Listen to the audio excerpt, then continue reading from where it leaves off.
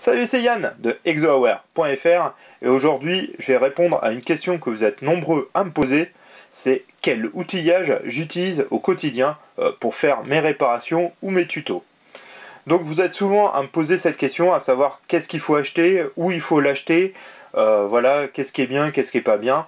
Donc je vais répondre aujourd'hui à cette question. On va vraiment faire le détail de tout ce que j'utilise au quotidien pour faire mes réparations, que ça soit de l'iMac, que ça soit de l'iPhone, que ça soit de la tablette. Alors il faut savoir que l'outillage que je vais vous présenter, moi je l'utilise beaucoup pour des produits Apple, mais il fonctionne aussi très bien avec des PC, des smartphones sous Android, des tablettes. Vous pouvez même réparer avec, moi j'ai réparé des cafetières, vous pouvez réparer aussi tout ce qui est high-tech, appareil photo aussi, tout ce qui est hi-fi. Voilà, il est vraiment assez complet pour tout ce qui est électronique, grand public, traditionnel. Voilà, vous allez pouvoir faire quand même plein de choses avec cet outillage. On va voir vraiment la base de ce qu'il vous faut. Donc ça c'est vraiment le b.a-ba si vous voulez faire voilà, un peu de réparation, remplacer la batterie de votre MacBook Pro, le disque dur, voilà. Ce qu'il vous faut, vraiment la base. Et puis on verra un peu l'outillage un peu plus spécifique. Et puis je vous montrerai vraiment certains coups de cœur. Il y a vraiment des produits que j'adore. Et je vous montrerai aussi des tournevis que je trouve vraiment moins bons. Que je vous déconseille fortement. Voilà, on va vraiment faire le tour de tout cet outillage et c'est parti tout de suite. Alors, pour commencer ce grand déballage de mon outillage, on va commencer par la base, le kit qu'il vous faut absolument si vous voulez faire la réparation ou de l'upgrade de votre machine. C'est vraiment la sacoche que j'utilise au quotidien, que je transporte avec moi quand on me demande voilà, de réparer un iPhone ou un MacBook Pro, un iMac. C'est vraiment le kit de base qu'il faut avoir absolument. C'est un produit qui vient de chez iFixit. Vous avez déjà dû en entendre parler si vous avez vu des tutos que j'ai pu faire sur l'iMac, sur le MacBook Pro. C'est l'outillage que j'utilise. C'est des produits qui sont américains, qui sont vraiment très bien conçus, qui sont vraiment faits pour faire de la réparation. Ils sont de très bonne qualité, il n'y a rien à redire là-dessus. Le seul petit hic, ils sont un petit peu chers. Ce kit, alors c'est une ancienne version, ils ont fait une nouvelle qui est un peu plus complète, mais le nouveau kit là vous le trouvez à 54,95 €. Donc voilà, qui a quand même un petit prix pour l'outillage, mais vous allez vraiment avoir tout ce qu'il vous faut pour réparer un iMac, un MacBook Pro, un iPhone. Voilà, il est assez complet, il est assez passe-partout, et on va faire un peu le détail. Donc il est dans une pochette de transport qui est plutôt sympa. Il s'ouvre comme ceci, donc c'est une pochette à scratch. Alors moi j'ai rajouté quelques tournevis à moi particuliers pour mon utilisation personnelle, mais je vous le dirai ceux qui sont en plus et ceux qui sont pas dedans. Donc on va commencer par la boîte d'embout avec son tournevis qui est vraiment très très bien. Vous allez retrouver quasiment tous les embouts pour réparer, que ce soit un iPhone, un MacBook Pro. Vous avez les pas de vis pour démonter les vis un peu particulières de l'iPhone. Vous allez retrouver les trilobés pour démonter les batteries par exemple des MacBook Pro. Voilà, il est vraiment assez complet. Le tournevis est vraiment plutôt pas mal. Il tient bien en main. Il est facile à avoir, la prise en main est vraiment très bonne. C'est vraiment important dans des tournevis pour l'électronique parce que souvent les vis sont vraiment très très fines. D'avoir un tournevis fin avec une partie aimantée, c'est vraiment génial. Vous pouvez retirer le porte-embout, mettre directement les supports. Voilà, je passe très vite, mais on retrouve vraiment tout ce qu'il vous faut pour réparer des produits high-tech récents, quoi. Donc ça c'est plutôt pas mal.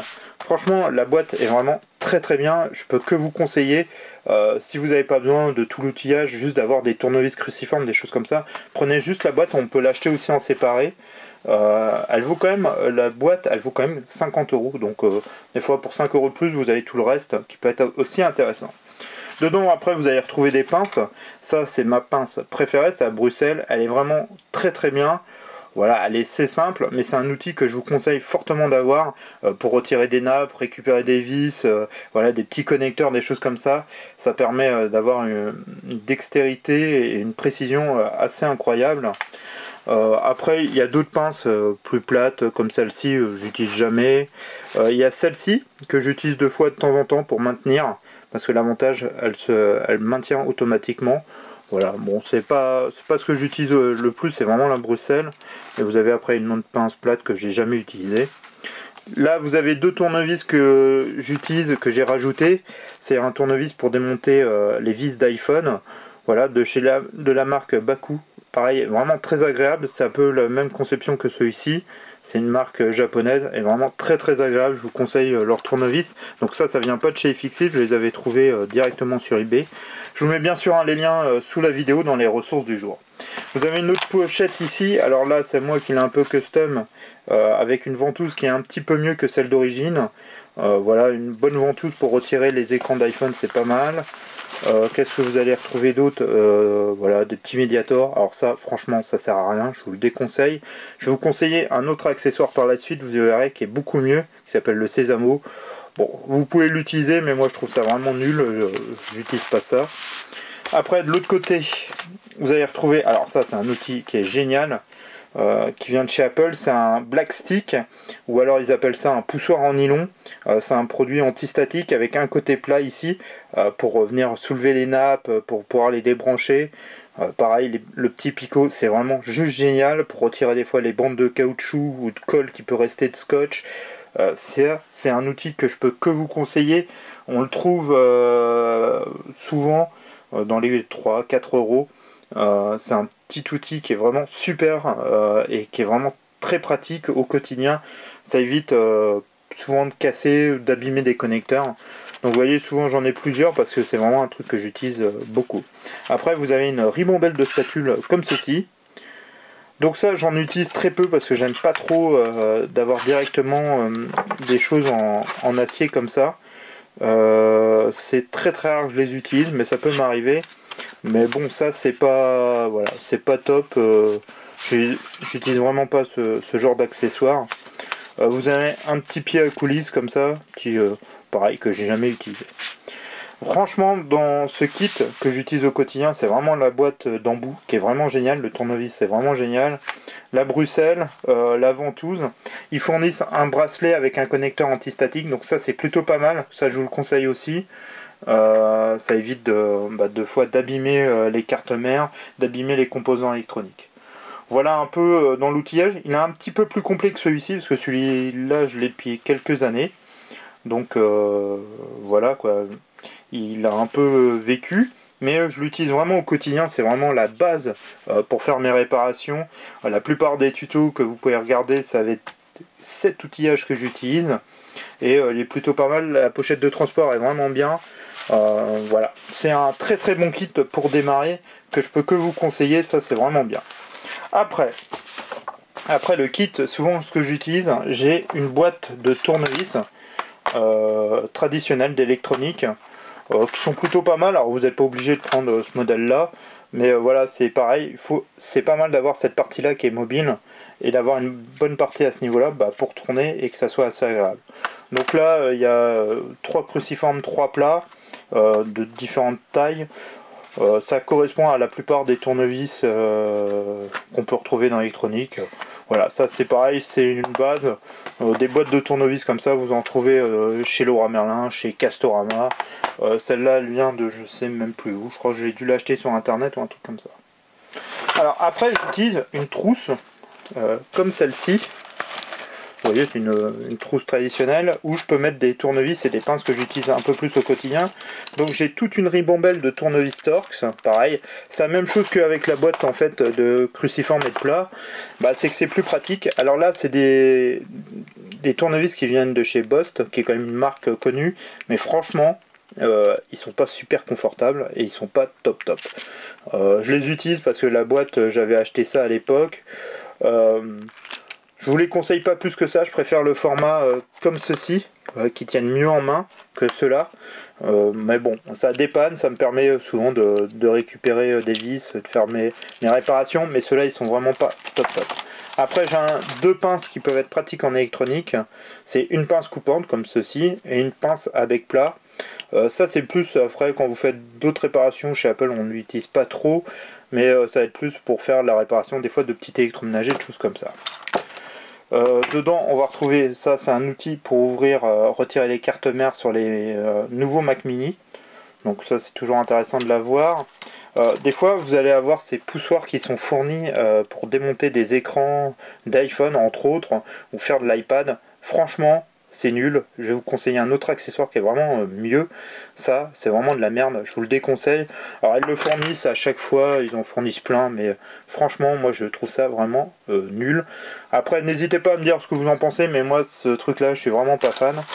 Et après, on va avoir avec ça, c'est la roulette à pizza que j'appelle ça, pour ouvrir en fait tout simplement les New iMac avec les écrans qui sont collés. Ça permet d'ouvrir proprement sans abîmer la plasturgie ni l'écran. Donc voilà, ça c'est une petite trousse. Ça c'est une astuce que je peux vous conseiller quand vous êtes comme moi avec des tournevis supplémentaires.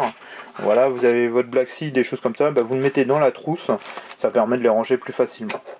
Je voulais aussi vous parler de ce genre de tournevis que vous pouvez avoir. Alors des fois moi j'ai eu des tournevis comme ça avec des kits ou des écrans que j'ai pu acheter. Franchement ces tournevis là ça peut être pas mal pour une première réparation si vous en avez pas du tout. À force ils s'abîment très très vite, ils sont vraiment de très mauvaise qualité, ils sont pas aimantés. Franchement je vous le déconseille fortement ce type de tournevis. Achetez plus un kit, c'est un investissement, mais moi ça fait des années maintenant que j'ai le kit là de chez iFixit, et franchement il est rentabilisé. Ça c'est vraiment de la merde, on perd un temps fou. Je vous les déconseille. J'en ai toujours, vous voyez, deux. Souvent c'est un pas de vis pour les iPhones et un autre un petit cruciforme, mais franchement ils sont vraiment pas top. Un outil que j'adore et que je vous conseille fortement, ça vaut 5 €, ça s'appelle un Sésamo. Je vous mets bien sûr le lien sous la vidéo, hein. Le Sésamo, c'est vraiment juste génial. C'est une plaque comme ça, vous voyez, en inox, c'est assez souple. Vous voyez, et par exemple pour démonter des écrans d'iPhone, pour passer dans des endroits, pour soulever les écrans, pour les décoller, c'est juste génial. Je peux que vous conseiller ce type d'accessoire. C'est un petit peu cher pour ce que c'est, ça vaut quand même 5 €, mais ça ouvre vraiment tout. C'est vraiment génial. C'est très efficace. Alors c'est pas coupant comme ça, mais par exemple du scotch, des cols, des trucs comme ça, ça les coupe très bien. Ça permet vraiment de bien ouvrir les produits et de les ouvrir sans les abîmer et proprement. Donc ça c'est vraiment un super outil, le Sésamo. Souvent il est avec mon kit qui est là, il faut que je le remette dedans. C'est un outil que je peux que vous conseiller. Ouais, je vous mets bien sûr le lien sous la vidéo. Ça vaut exactement 5,90 €. Donc voilà, c'est un petit peu cher, mais c'est un super outil. Une deuxième, alors ça c'est une ventouse traditionnelle, ça c'est pour les anciens iMac 27 pouces ou 21,5 pour décoller la vitre. Alors vous pouvez utiliser autre chose, moi j'utilise une grosse ventouse comme ça. À une époque j'utilisais des ventouses pour mettre dans la salle de bain, pour accrocher par exemple les serviettes. Vous avez il y en a qui viennent jusqu'à 10 kg de pression. Donc vous pouvez utiliser ce que vous voulez. Bon, moi j'ai ce modèle là qui marche très très bien. Un autre outil, alors ça c'est si vous faites du câblage réseau chez vous, vous voulez passer des câbles RJ45, je vous conseille fortement d'acheter une pince comme ça vaut 15 €. C'est une pince à sertir les câbles RJ45 et ça peut vous permettre de passer vos câbles dans la maison. Pour les sertir, c'est quand même plus intéressant d'acheter une grosse bobine de 50 mètres, d'acheter des prises RJ45 à sertir. Vous en trouvez chez Leroy Merlin, chez Castorama ou dans tous les magasins spécialisés d'électronique, et ça va vous permettre de faire vraiment les câbles à la taille que vous avez besoin pour vos besoins. Donc ça peut être pas mal. Bien sûr, si vous n'avez aucun câble RJ45 à passer ou à faire, ça n'a aucun intérêt. Mais c'est un outil que j'utilise de temps en temps qui est vraiment très très pratique, et ça permet de faire quelques économies si vous passez vraiment des quantités de câbles industriels comme moi je peux le faire. Voilà, on va passer sur un autre outil, c'est un couteau de peintre. Alors tout simple, voilà, c'est un modèle assez simple, et c'est pour ouvrir les anciens Mac Mini qui étaient avec un lecteur SuperDrive ou un combo. Alors il y a eu des modèles en G4 et des modèles en Intel, vraiment les tout premiers Mac Mini. Voilà, ça vous les trouvez dans tous les magasins de bricolage traditionnels. Là j'en ai un comme ça, mais vous pouvez en prendre en bois.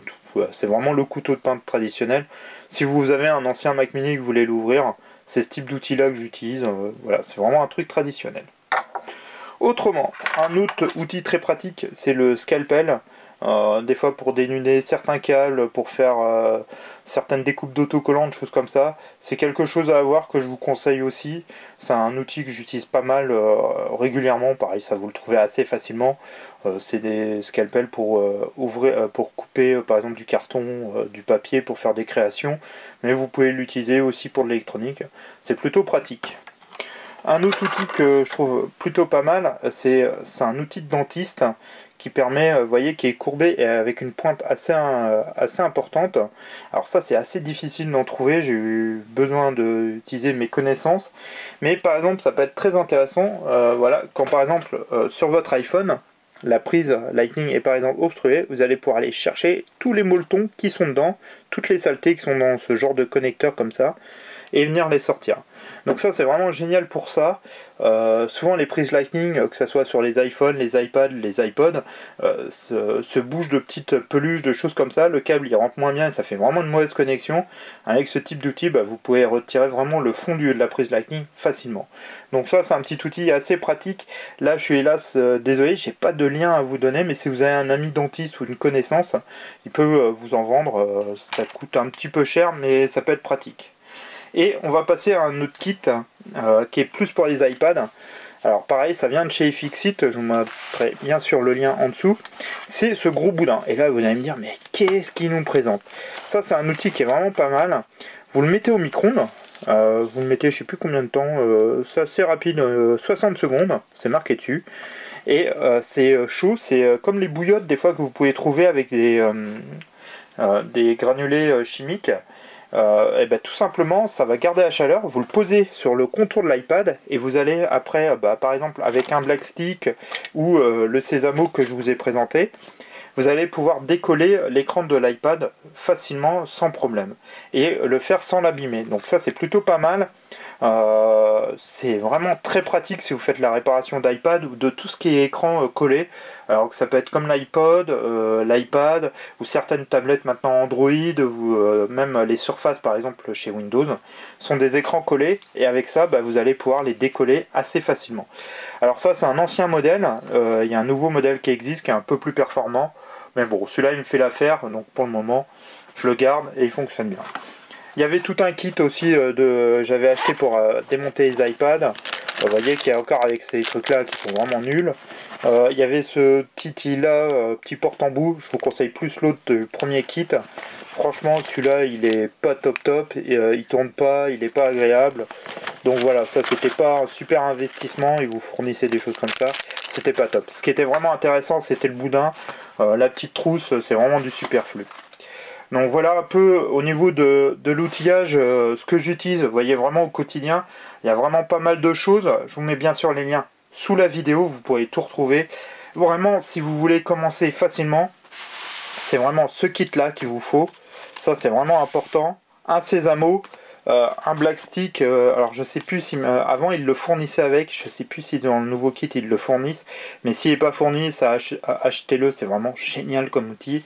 Et après des tournevis cruciformes comme ça, des plats, des torques ça peut être si vous en utilisez beaucoup. Le scalpel c'est toujours pratique. Voilà, après tout dépend ce que vous allez réparer. Mais vraiment le kit de base pour moi ça se correspond à ça. Si vous faites de l'iPad, prenez un boudin comme ça chauffant pour pouvoir décoller l'écran. Voilà, et avec ça déjà vous allez pouvoir faire énormément de choses. Bien sûr si vous faites des choses plus spécifiques par rapport à l'iMac ou des choses comme ça, je vous conseille d'acheter l'outillage que je vous conseille souvent dans les tutos au démarrage. Je vous donne tout l'outillage que j'utilise.